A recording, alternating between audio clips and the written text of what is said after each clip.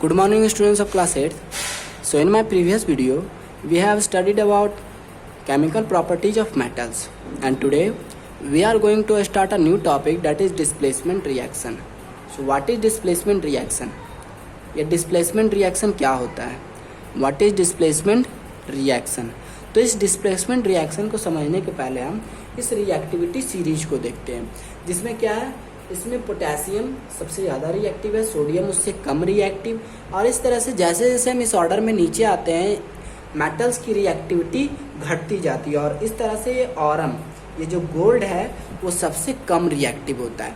तो होता क्या है डिस्प्लेसमेंट रिएक्शन में, अगर कोई किसी मेटल का साल्ट सॉल्यूशन, जैसे कि ये NaCl का सॉल्यूशन हमारे पास है, और एक मेटल का ये साल्ट सॉल्यूशन अगर किसी दूसरे मेटल के साथ रिएक्ट करता है, तो यहाँ पे आप क्या देख रहे हो, यहाँ पे पोटेशियम क्या है, यहाँ पे पोटेशियम सोडियम से ज़्यादा रिएक्टिव है। अब पोटेशियम बिकॉज सोडियम से ज़्यादा रिएक्टिव है, तो यहाँ पे आप समझने के लिए ये मान लो कि पोटेशियम सोडियम से ज़्यादा ताकतवर है। पोटेशियम यहाँ पे सोडियम से ज़्यादा ताकतवर है।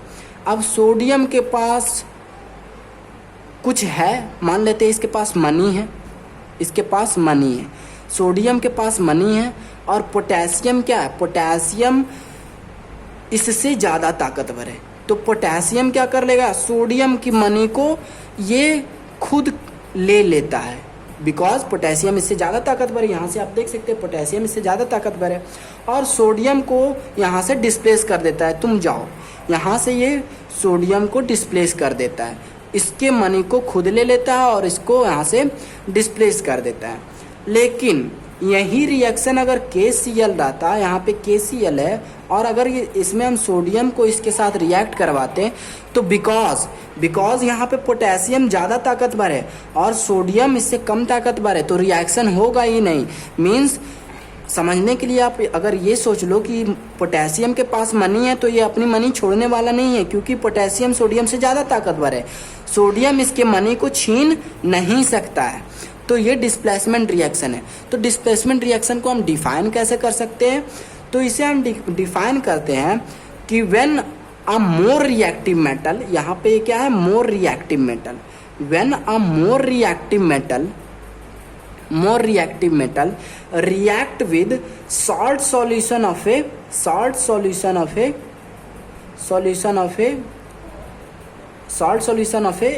less reactive metal.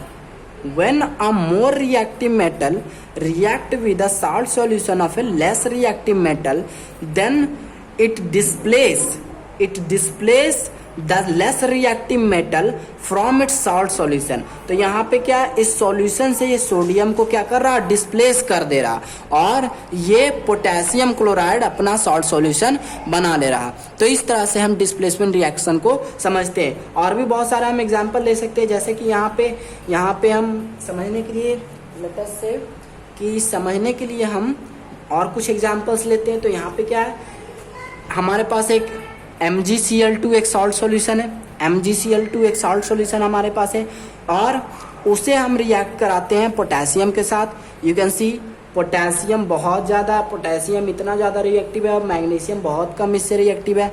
तो पोटेशियम मैग्नीशियम से अगेन ज़्यादा रिएक्टिव है, तो क्या करेगा, ये मैग्नीशियम को यहाँ से डिस्प्लेस कर देगा और इस क्लोरीन के साथ खुद रिएक्ट कर लेगा।